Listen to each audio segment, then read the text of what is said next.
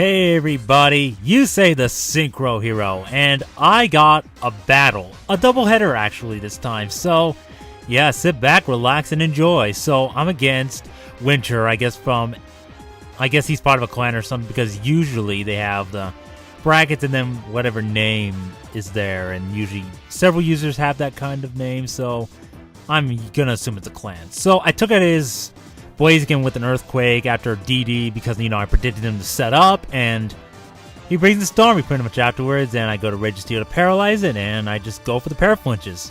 See, we're pretty much all caught up now. So, anyways, I go for another Seismic Toss, and I think it's going to take this thing out, so that's good for me. So that's two annoying pokes out of the way, relatively quick, but meh, whatever. Now he goes to Espeon, and here I was like, no, I can't use Toxic or T-Wave because of Magic Mirror, and I know most Espeons are going to be carrying that now.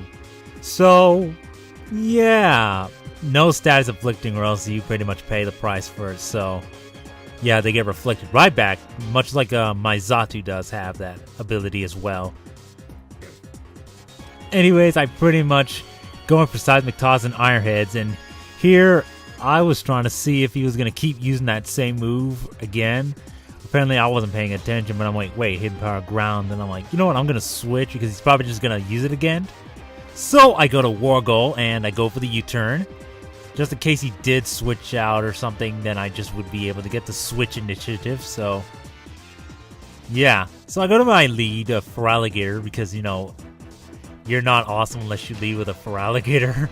I'm just kidding, but leave a comment if you've led with a Feraligatr in like a battle of any kind. I'm gonna exclude in-game stuff.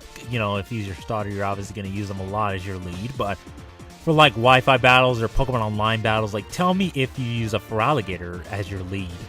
So anyways, he brings on a Metagross, and apparently it seems to be a special variant because it packs Psychic and it 2-hit KOs me because I barely can KO it with the Earthquake, so that's kind of unfortunate, but I would just go to my Scarred Wargo and go for the U-turn again, and that's pretty much all that he's been doing this match, pretty much just going for the U-turn or the, well, yeah, I'm not going to mention that right now because, everybody has.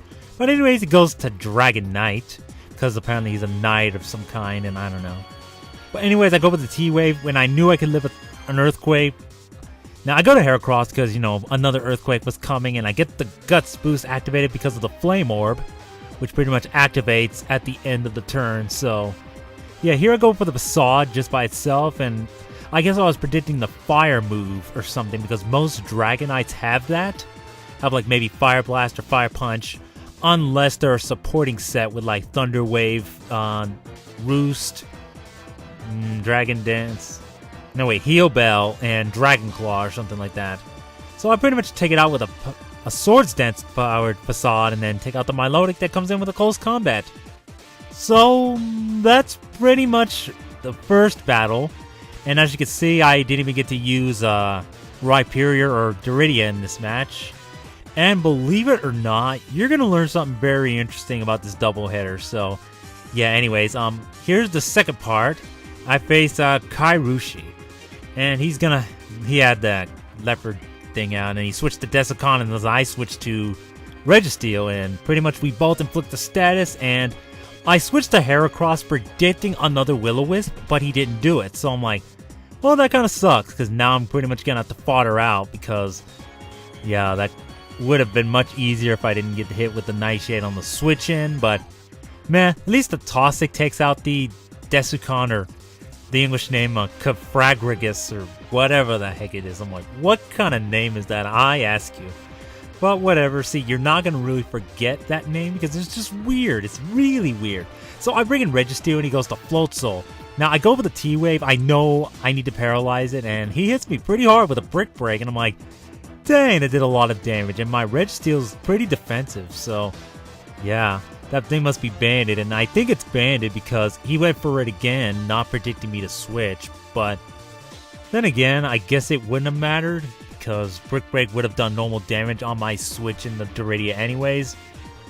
or Lilligant, apparently, you know, is the English name or whatever. If they're official. I think they're official right now, seriously. I really think they're official, so I think I should stop saying if they're official, because I think they are. Especially when the games are coming out.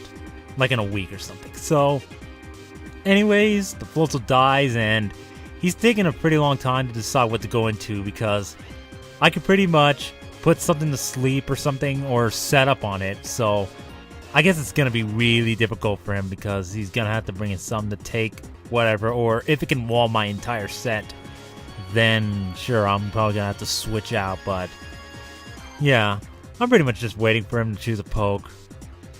And he brings out this thing. He brings in Pandora, or I forget his English name, because I don't remember all of them personally. I could probably just put him in the video description or something, or again, I'll link the Cerebi page so you guys can find out yourself. I don't feel like putting it in the video description right now.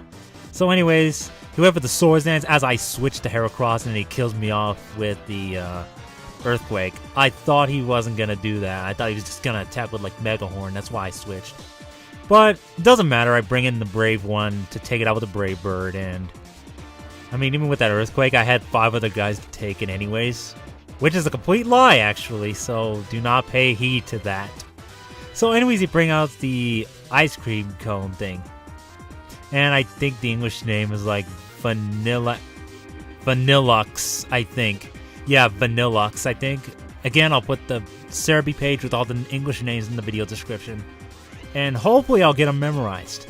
So he sets up Body Purge to raise its speed, and then goes for Hidden Power, which is neutral, and I'm like, I actually figured out that it was ground type.